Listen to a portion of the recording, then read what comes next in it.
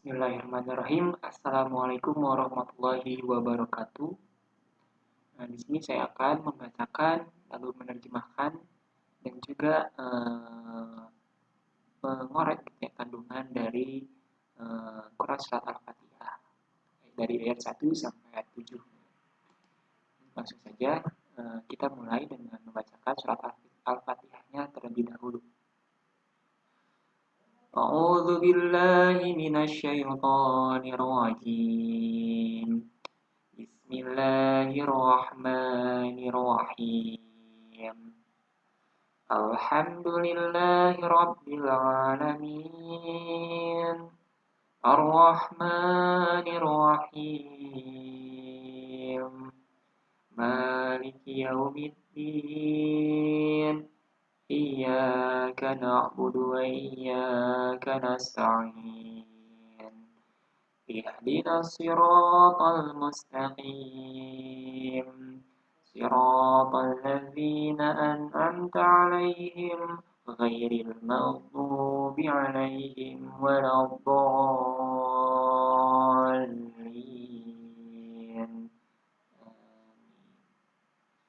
Lalu kita akan membacakan surat juga dan juga terjemahannya. Bismillahirrahmanirrahim. Dengan menyebut nama Allah yang Maha Pengasih lagi Maha Penyayang. Alhamdulillahirabbil alamin. Segala puji bagi Allah, Tuhan semesta alam. Ar-Rahmanirrahim. Yang Maha Pengasih lagi Maha Penyayang. Maliki yaumiddin. Yang menguasai hari pembalasan. Iyyaka na'budu wa iyyaka nasta'in. Hanya kepada Engkaulah kami menyembah dan hanya kepada Engkaulah kami memohon pertolongan. Ihdinas siratal mustaqim. Tunjukilah kami jalan yang lurus. Siratal ladzina an'amta 'alaihim ghairil maghdubi 'alaihim waladdallin. Yaitu jalan orang-orang yang Engkau beri nikmat kepada mereka, bukan jalan orang-orang yang Engkau murkai dan bukan pula jalan orang-orang yang sesat.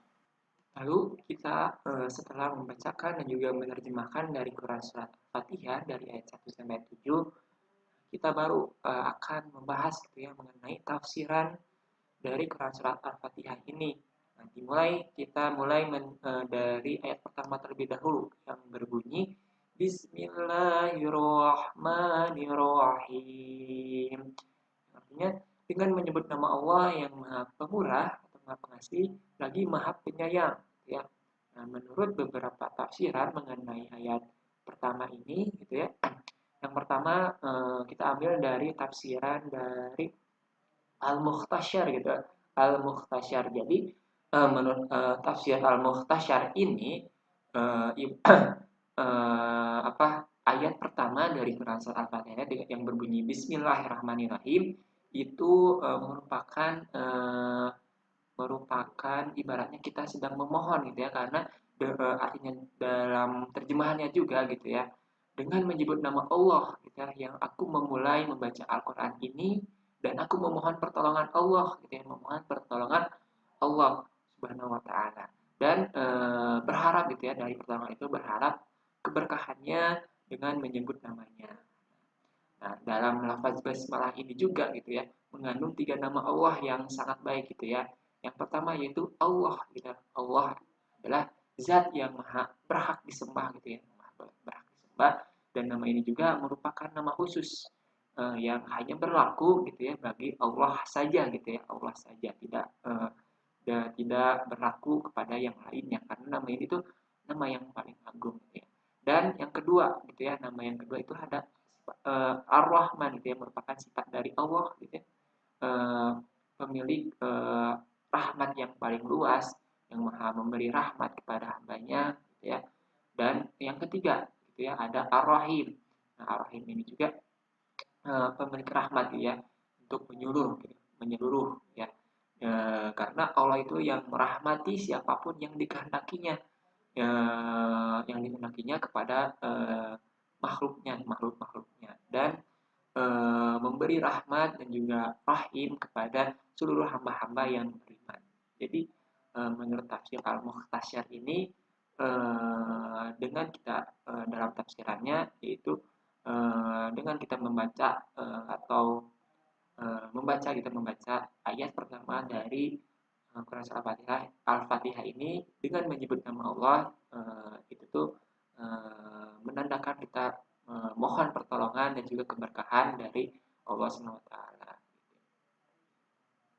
Nah, lalu menurut tafsiran yang lain gitu ya, selain dari tafsiran Al-Mukhtasyar ini, nah menurut tafsiran seperti misalnya tafsiran dari Al-Muyassar, kalau tadi Al-Mukhtasyar, nah sekarang kita menurut tafsiran Al-Muyassar. Nah, menurut Al-Muyassar ini dari Quran, dari ayat pertama Quran Surat Al-Fatihah ini, jadi aku memulai membaca Al-Quran dengan menyebut nama Allah sambil memohon pertolongan kepadanya.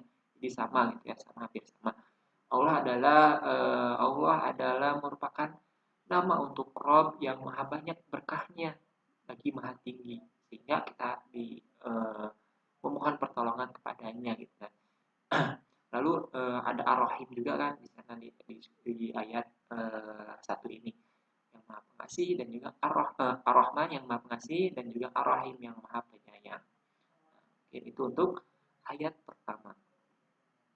Lalu kita akan bahas gitu mengenai tafsiran dari Quran Surat Al-Fatihah ayat 2-nya gitu ya, 2-nya. Nah, menurut beberapa tafsiran gitu ya, seperti contoh dari tafsiran Aisarut Tafsir itu dari Syekh Abu Bakar Jabir Al-Jazari, yaitu beliau itu merupakan seorang mudaris tafsir di Masjid Nabawi gitu ya. Nah, menurut beliau gitu ya, beliau menafsirkan ayat ini itu perkata gitu ya, perkata. Nah, dimulai dari alhamdulillah. Nah, alhamdulillah ini menurut beliau merupakan penyifatan kepada Allah berupa keindahan dan pujian untuk zat yang maha terpuji karena keutamaan dan anugerahnya ya. Jadi alhamdulillah ini merupakan bentuk kita sebagai bentuk sanjungan dan rasa syukur kita atas nikmat yang Allah berikan kepada kita. Lalu yang selanjutnya ada alhamdulillah. Nah, lillah ini diartikan gitu ya, merupakan huruf jar ya. Lillah, ada huruf jar gitu ya. Ada salah satu huruf lamnya itu merupakan huruf jar, salah satu huruf jar yang memiliki arti kepemilikan. Artinya bahwa Allah SWT merupakan satu-satunya yang berhak memiliki segala bentuk pujian gitu ya.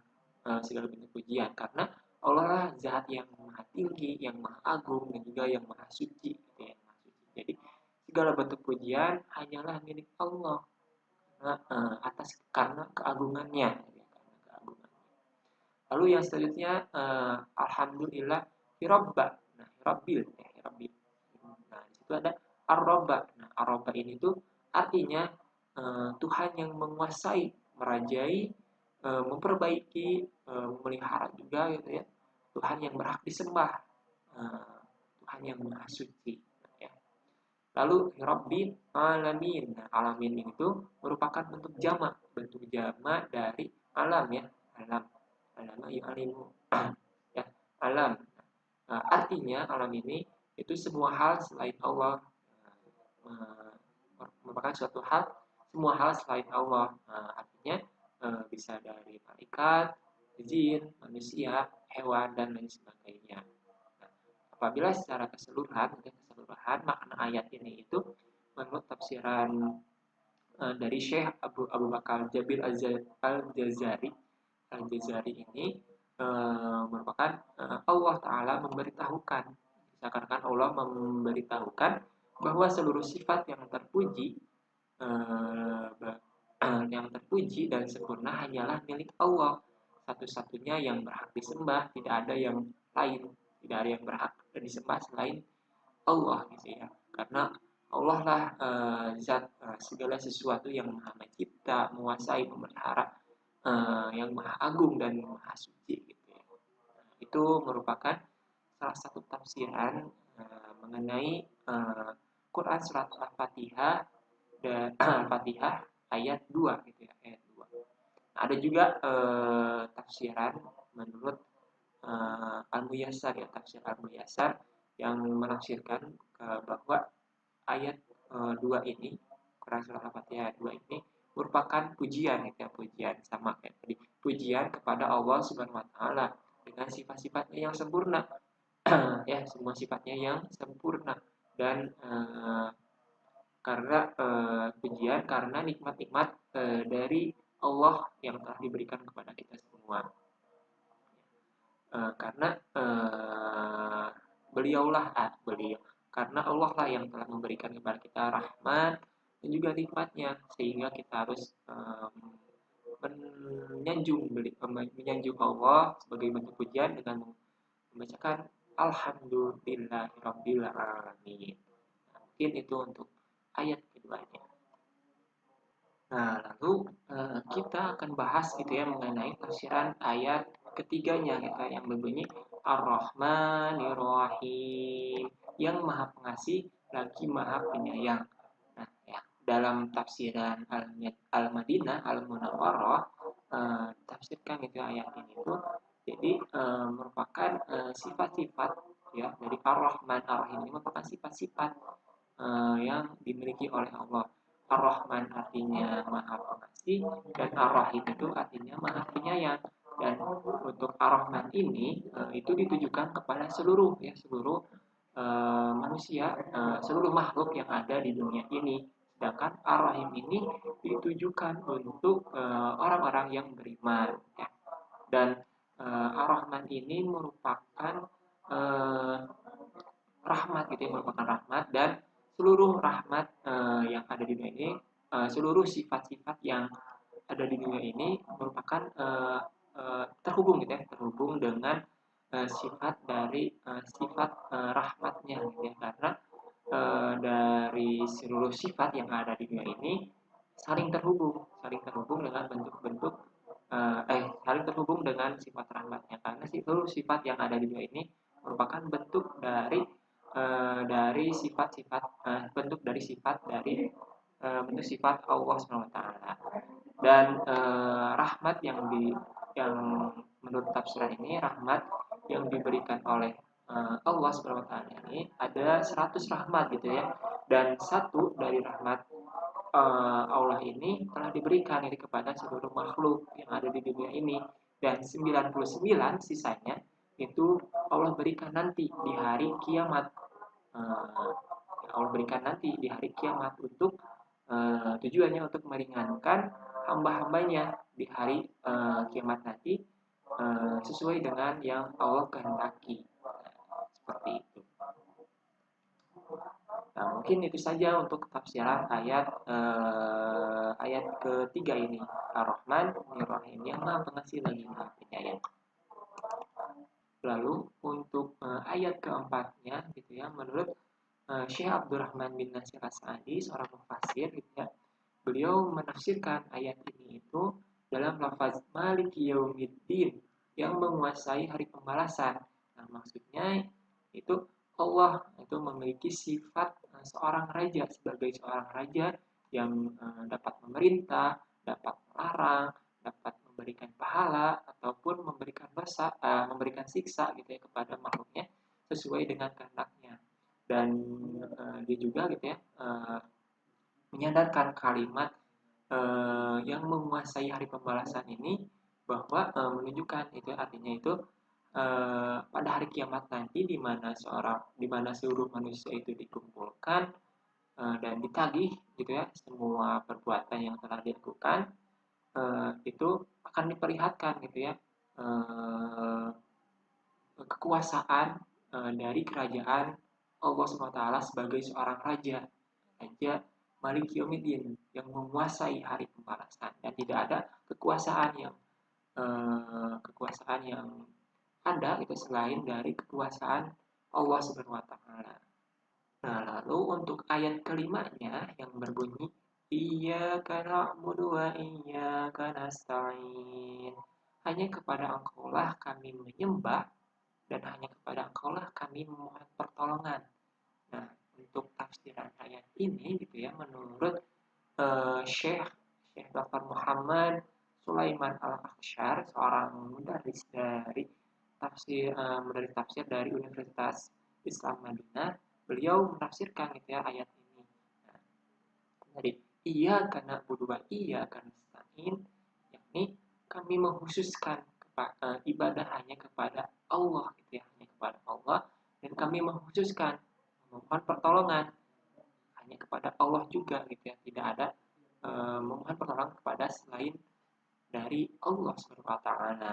Nah, juga kami tidak menyembah ya, kami tidak menyembah selain dari Allah dan kami tidak meminta pertolongan selain dari Allah Subhanahu wa taala.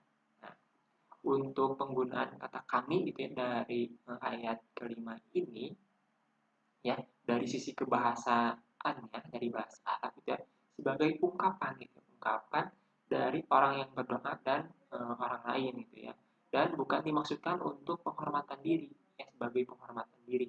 Nah, sedangkan kata ibadah, ibadah didahulukan dari kata permintaan pertolongan kepada ibadah, merupakan wasilah atau jalan untuk meminta pertolongan. Nah, diriwayatkan dari Ibnu Abbas ya, dari Ibnu Abbas tentang tafsir dari ayat ini, iya karena budu, iya karena budu. Ini wahai Rob, ya wahai Allah, kami hanya kepadamu ya, kami hanya kepadamu lah kami mengesahkan dan takut ya, takut dan tidak ada selain dari Allah. Wa iya karena stain gitu ya, dan hanya kepadamu lah kami memohon pertolongan dalam menjalankan ketaatan kepadamu ya, kepada Allah Subhanahu wa taala, dan dalam segala urusan kami tak ada selain engkau ya, selain dari pada Allah. Dan diriwayatkan dari Qatadah bahwa ia berkata, Allah Ta'ala telah memerintahkan kepada kalian agar ikhlas dalam beribadah kepada Allah dan agar senantiasa memohon pertolongan dalam segala urusan yang akan dikerjakan. Jadi ini dari ayat kelima ini menandakan ya, bahwa tidak ada Tuhan yang berhak disembah, tidak ada Tuhan yang berhak disembah, dan tidak ada Tuhan yang berhak untuk dimintai pertolongan selain dari memohon kepada Allah dan beribadah kepada Allah Subhanahu wa taala. Itu untuk ayat kelimanya. Nah, lalu untuk ayat ke-6-nya yang berbunyi ihdinas siratal mustaqim, tunjukilah kami jalan yang lurus. Menurut tafsir As-Sa'di dari lafaz ihdinas siratal mustaqim yang artinya tunjukilah kami jalan yang lurus. Nah, maksudnya itu tuntunlah kami gitu ya. Artinya tuntunlah kami, bimbinglah kami dan arahkan kami gitu ya, ke jalan yang jelas, jalan yang lurus yang dapat menghantarkan kepada kami itu kepada menghantarkan kepada Allah menuju menuju surganya, dan selain meminta gitu untuk dibimbing, untuk ditujukan, di situ juga ditujukan gitu ya, atau diberikanlah petunjuk gitu ya, petunjuk, meminta kepada Allah agar diberikan petunjuk atau hidayah untuk diarahkan ke jalan yang lurus. Nah, hidayah ini bisa berbentuk untuk rincian-rinciannya itu bisa berbentuk ilmu ataupun amalannya gitu ya, ataupun ilmu, dan berbagai macam bentuk ya, dalam berbagai macam bentuk. Mungkin itu untuk tafsiran dari ayat ke-6 dari surat Al-Fatihah gitu, yang berbunyi ihdinas siratal mustaqim, tunjukilah kami jalan yang lurus. Dan yang terakhir untuk ayat ke-7 gitu ya, yang berbunyi siratal ladzina an'amta 'alaihim ghairil maghdubi 'alaihim waladdallin. Nah, menurut tafsir Al-Mukhtasyar yang menafsirkan ayat ini itu jalan yang ditempuh oleh orang-orang yang engkau beri nikmat dan hamba-hambamu berupa hidayah, seperti para nabi, para sadiqin ya, lalu para syuhada dan orang-orang saleh, dan mereka adalah teman-teman yang terbaik, dan bukan jalan yang kau murkai seperti orang-orang yang mengetahui kebenaran tetapi tidak mau mengikutinya, seperti orang-orang yang Yahudi, lalu orang-orang Yahudi dan lain sebagainya. Lalu di situ juga ditafsirkan ada terjemahan bukan jalan orang-orang yang tersesat, nah, jadi jalan yang benar. Itu tuh dicontohkan seperti orang-orang yang tidak menemukan jalan yang benar karena keteledoran dari mereka sendiri, dan dalam mencari kebenaran gitu ya, dan mencari petunjuk orang-orang dalam mencari petunjuk dan mencari kebenaran. Nah, itu tuh seperti orang-orang contohnya itu seperti orang-orang Nasrani. Nah, jadi di dalam ayat ini itu eh, orang-orang yang diberi nikmat seperti para nabi, para orang-orang saleh dan lain sebagainya. Dengan orang-orang yang murka itu seperti orang Yahudi yang mereka mengetahui kebenaran namun tidak mau mengikutinya. Dan orang-orang yang tersesat itu orang-orang yang tidak menemukan jalan yang benar atas keteladanan mereka sendiri ya, dalam mencari kebenaran dan petunjuk. Nah, itu tuh dicontohkan seperti orang-orang Nasrani. Nah, ini tafsiran menurut Al-Mukhtasyar ya, Al-Mukhtasyar. Nah, mungkin itu saja untuk tafsiran dari Quran surat Al-Fatihah dari ayat 1 sampai ayat 7.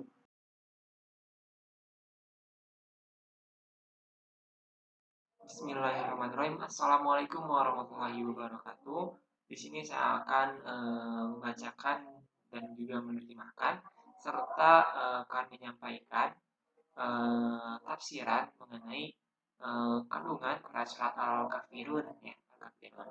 Nah, namun sebelumnya kita akan membacakan dan juga menerjemahkan terlebih dahulu Quran surat Al-Kafirunnya. Kita mulai. A'udzu billahi minasyaitonir rajim. Bismillahirrahmanirrahim. Qul ya ayyuhal kafirun. Hai orang-orang kafir. La a'budu ma ta'budun. Aku tidak akan menyembah apa yang kamu sembah. Wala antum mu'abiduna ma a'bud. Dan kamu tidak akan menjadi penyembah apa yang aku sembah. Wala ana 'abidum ma 'abadatum. Dan aku tidak akan pernah menjadi penyembah Tuhan yang kamu sembah. Wala antum 'abiduna ma a'bud. Dan kamu tidak akan pernah pula menjadi penyembah Tuhan yang aku sembah. Lakum dinukum waliyadin. Untukmu agamamu dan untukku agamaku. Shadaqallahul azim. Nah, lalu untuk tafsirannya sendiri menurut para mufassir mengenai Quran surat Al-Kafirun ini seperti menurut Al-Qurtubi, beliau dalam tafsirannya Al-Qurtubi dalam Quran surat Al-Kafirun ini, setiap ayat yang memiliki kata Al-Kafirun di dalamnya itu dapat dimaknai gitu ya, dapat dimaknai dalam pemaknaan alif lamnya. Nah, alif lam itu memiliki makna gitu ya, memiliki makna khusus. Nah, khususnya itu artinya ditujukan kepada seseorang. Nah, seseorang tersebut ialah orang-orang kafir pada zaman tersebut. Nah, lalu menurut para mufassir lain, pendapat para mufassir lain mengenai Quran surat Al-Kafirun ini seperti menurut Quraisy Shihab. Nah, menurut Quraisy Shihab ini dalam memaknai Quran surat Al-Kafirun ini terdapat pesan gitu ya, pesan dan juga berita bahwasanya Allah Subhanahu wa taala menegaskan untuk menolak adanya kekufuran dan malah ajakan untuk kembali kepada jalan yang benar. Nah, makna kufur di sini ialah kata yang artinya menutup dan mengingkari keesaan Allah Subhanahu wa taala. Itu untuk tafsiran mengenai surat Al-Kafirun dari Al-Qurtubi dan juga Quraisy. Dan ada juga menurut Hasbi Asyidik ya, Asyidik, Asyidik ya, Asyidik. Nah, menurut beliau makna penting dari Quran Surat Al-Kafirun ini berlandaskan bahwasanya ma'bud atau Tuhan yang disembah oleh Rasulullah Shallallahu Alaihi Wasallam dan kaum muslimin tidaklah sama dengan ma'bud atau Tuhan yang disembah oleh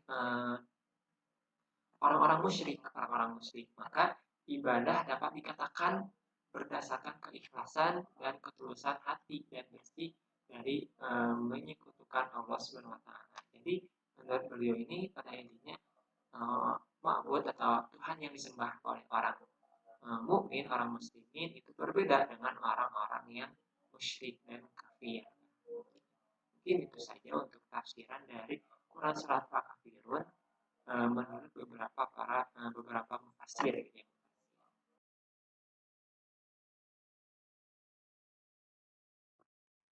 Bismillahirrahmanirrahim. Assalamualaikum warahmatullahi wabarakatuh. Di sini saya akan membacakan sekaligus menerjemahkan dan juga sedikit membahas mengenai tafsiran dari kandungan surat Al-Alaq ayat 1 sampai ayat 8. Namun untuk itu saya akan membacakan terlebih dahulu Quran surat Al-Alaq dari ayat 1 sampai ayat 8. Bismillahirrahmanirrahim. Iqra bismi rabbikal ladzi khalaq. Khalaqal insana min 'alaq. Iqra wa rabbukal akram. Alladzi 'allama bil qalam. 'Allamal insana ma lam ya'lam. Kalla inna insana la yatgha.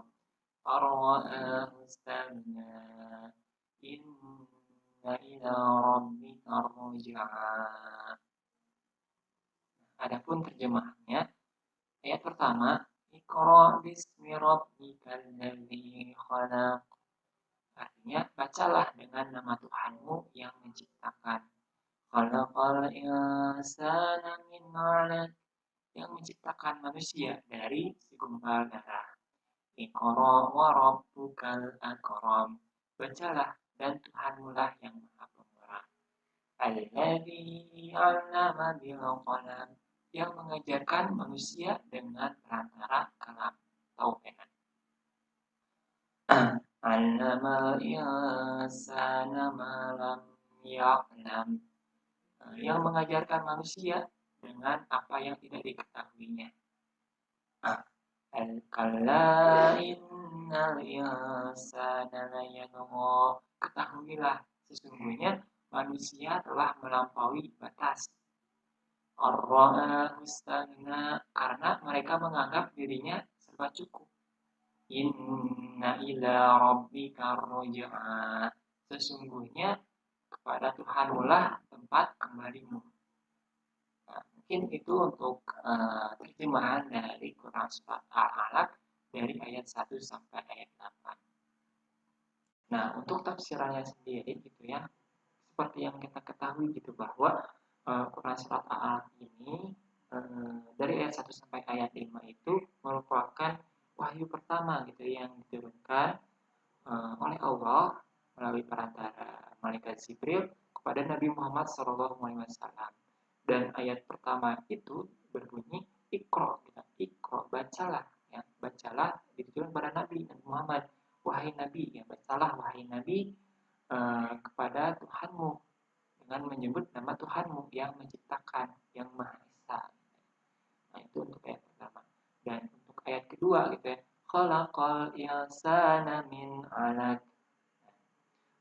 Menurut tafsir juz amma, dari Syekh Profesor Salih bin Fauzan Al-Fauzan itu mengatakan menafsirkan gitu ya, dari khalaqal insan, dia Allah SWT menciptakan manusia min alaq, khalaqal insana min alaq, dari segumpal darah. Nah, artinya ini tuh merupakan sebuah urutan gitu ya, sebuah urutan bahwa Allah Subhanahu wa taala menciptakan manusia itu dari setetes mani yang menetap di di dalam rahim, dan kemudian si mani tersebut berubah gitu ya, seiring perkembangannya waktu, berubah menjadi segumpal darah. Nah, segumpal darah tersebut lalu berkembang lagi menjadi sepotong daging, ya, sepotong daging, dan setelah 40 hari gitu, setelah 40 hari kemudian sepotong daging tersebut berubahlah menjadi atau tumbuhlah menjadi anggota tubuh atau anggota badan yang dimulai dari alat pendengaran, alat penglihatan, dan lain sebagainya. Dan selesailah proses penciptaan dari janin hingga menjadi sempurna. Nah, kemudian setelah proses tersebut selesai, kemudian ditiupkanlah roh ke dalamnya. Maka hiduplah seorang dari janin itu menjadi seorang manusia. Menjadi seorang manusia. Nah, lanjut lagi untuk ayat ketiganya, dan untuk ayat ketiganya itu menurut tafsir Al-Madinah Al-Munawwarah menafsirkan dari ayat 3 sampai ke ayat 5 aja gitu ya langsung. Ayat 3 itu berbunyi Iqra wa rabbukal akram alladzi 'allama bil qalam 'allamal insana nama lam ya'lam 'allamal insana ma lam ya'lam. Nah, untuk ayat 3 sampai ayat 5 ini ditafsirkan dalam tafsir Al-Madinah Al-Munawwarah kata Iqra gitu, yang kedua karena Iqra yang pertama itu di ayat pertama ya, yang Iqra bismi rabbikal ladzi khalaq, sedangkan di ayat ketiga Iqra wa rabbukal akram. Nah, kata Iqra yang kedua ini merupakan penegas gitu ya, penegas perintah yang pertama sebagai perhatian terhadap perintah membaca. Nah, dan Tuhanmu lah ya wahai Muhammad, sangat banyak kenikmatan yang telah diberikan. Kenikmatan yang diberikan. Dia mengajarkan kepada orang-orang yang dapat menulis, dan ini menghilangkan gitu ya kekhawatiran Nabi Muhammad SAW karena tidak dapat membaca pada saat itu. Karena beliau tidak mampu membaca dan menulis, Namun Allah ya, senantiasa mengajarkan manusia dengan pena ya, sesuai dengan ayat Quran Al-Alaq Iqra wa rabbukal akram alladzi 'allama bil qalam, yang mengajarkan manusia dengan pena. Lalu allamal insana ma lam ya'lam. Nah, ini juga Allah mengajarkan, selain mengajarkan membaca dan menulis dengan pena, Allah mengajarkan apa yang tidak diketahui oleh manusia, karena sesungguhnya sejatinya ilmu itu datangnya dari Allah, sehingga Allah memberikan ilmu pengetahuannya kepada manusia. Kalau kita lanjut lagi gitu ya mengenai ayat Quran surah Al-Alaq ayat 1 sampai ayat 3 sampai ayat 5. Nah, untuk ayat 3 sampai 5 ini memang sedikit banyak pembahasannya. Nah, untuk 3 sampai 5 menurut tafsir An-Nafat Al-Makkiyah gitu ya dari Syekh Muhammad bin Salih Asy-Syawi ya, beliau menafsirkan gitu ya bahwa kemudian Allah ulang untuk supaya Muhammad membaca. Jadi tadi ya kata Iqra ini bersifat untuk perintah, untuk mengulang, menegaskan ya, kepada Nabi Muhammad untuk membaca. Nah, Allah berkata, bacalah wahai Nabi Allah, ya, Nabi Allah, karena sesungguhnya Rabbmu Maha Pemurah, ya. Iqra wa rabbukal akram, ya, dan di antara kemurahannya adalah mengajarkan manusia membaca dan menulis dengan pena. Alladzi 'allama bil qalam, ya. Tak diragukan lagi gitu ya bahwa pena adalah alat menulis, di mana kita butuhkan pengetahuan atas apa yang dengannya kitab-kitab samawiyah juga ditulis gitu ya. Yang atas kita butuhkan pengetahuan yang kita dapat gitu ya, dari Allah SWT. Nah, dengan pengetahuan tersebut maka dibangunlah peradaban hingga sekarang ini. Nah, oleh karena itu atas apa yang kemurahan hati Allah SWT dan mengajarkan manusia atas apa yang dia diketahuinya, itu merupakan bentuk kenikmatan gitu ya, yang kenikmatan yang sebesar-besarnya dari nikmat Allah SWT bagi manusia. Dan dari kemurahannya juga eh, kemurahannya juga adalah Allah mengajarkan manusia yang sebelumnya dalam keadaan bodoh hingga menjadi manusia yang pintar gitu ya, dari zaman kebodohan kegelapan gitu ya, menuju zaman yang insya Allah terang benderang dengan eh, perkembangan ilmu pengetahuan. Itu untuk tafsir, kurang lebih untuk tafsir ayat ketiga sampai ayat kelima. Kita lanjut lagi untuk ayat ke-6-nya. Nah, untuk ayat ke-6-nya itu menurut tafsir, salah satu tafsir gitu ya, dari Profesor Dr. Wahbah Az-Zuhaili, namanya itu tafsir Al-Wajiz ya.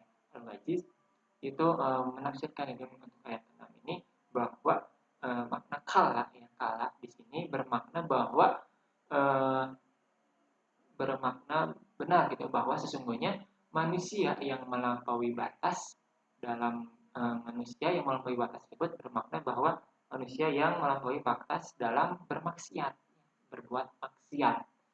Nah, ayat ini diturunkan untuk pada situ untuk Abu Jahal yang berkata, sungguh jika aku melihat Muhammad melakukan salat, aku akan menginjak lehernya gitu ya, menginjak lehernya dan menempelkan wajahnya ke tanah. Lalu turunlah ayat ini dan setelahnya.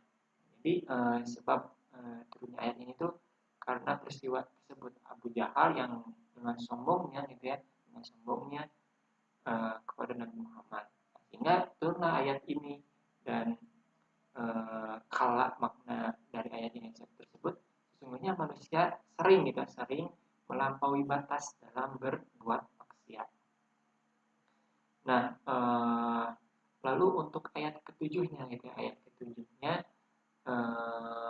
ayat ketujuhnya itu menurut tafsir Al-Wajiz juga gitu ya, menurut Profesor Dr. Wahbah Az-Zuhaili, untuk ayat ketujuh itu menunjukkan bahwa dia memandang dirinya, dia ini disebut manusia gitu ya, manusia dirinya kaya gitu ya, dan merasa tidak membutuhkan harta benda dan berbagai kekuasaan. Uh, jadi untuk ini tuh menurut Profesor Wahbah Az-Zuhaili juga menunjukkan gitu ya bahwa dia memandang dirinya kaya, manusia ini memandang dirinya seolah-olah kaya dan tidak membutuhkan apapun gitu ya, baik itu harta maupun kekuasaan. Namun pada realitanya gitu ya, realitanya seorang manusia itu tidak bisa hidup gitu ya, tidak bisa hidup sendiri karena manusia itu seorang makhluk sosial, juga bahwa orang atau makhluk itu senantiasa membutuhkan ya, membutuhkan bantuan, khususnya terutama bantuan dari Allah Subhanahu wa taala. Karena Allah lah yang Maha Kaya, yang Maha Berkuasa dan Maha Pemberi rahmat, nikmat dan rezeki kepada manusia. Lalu untuk ayat ke-8-nya, ayat ke-8 dalam pembahasan ini, menurut Profesor Wahbah Az-Zuhaili juga dalam tafsir Al-Wajiznya itu menafsirkan itu bahwa sesungguhnya kepada Tuhanmu lah kamu dikembalikan dan pada hari kiamat untuk dihisab. Jadi sesungguhnya kepada Tuhanmu lah kamu dikembalikan pada hari kiamat untuk dihisab dan dibalas. Nah, ar-ruj'ah ini berarti masdar yang memiliki makna raji'un, yaitu kembali. Nah, karena seperti bunyinya innal insana layatgha ar-ra'ahu istaghna inna ila rabbikar ruj'a. Sesungguhnya kepada Tuhanmu lah kamu kembali, dan kembalinya tersebut karena sesungguhnya manusia itu hanyalah milik Allah dan bakal kembali lagi kepada Allah yang menciptakan, dan kembalinya tersebut dikembalikannya itu pada hari kiamat nanti. Semua manusia akan dimatikan dan dihisab lalu dibalas sesuai dengan amalannya dan kembali lagi kepada Allah Subhanahu wa taala. Karena sesungguhnya manusia itu milik Allah Subhanahu wa taala. Seluruh makhluk itu ciptaan dari Allah Subhanahu wa taala. Nah, mungkin itu saja untuk pembahasan kali ini. Mohon maaf apabila masih banyak kekurangan dan juga kesalahan dari saya dalam menjelaskan mengenai tafsir Quran surat Al-Alaq ayat 1 sampai ayat 8. Selebihnya mohon maaf. Mungkin cukup sekian dari saya. Wassalamualaikum warahmatullahi wabarakatuh.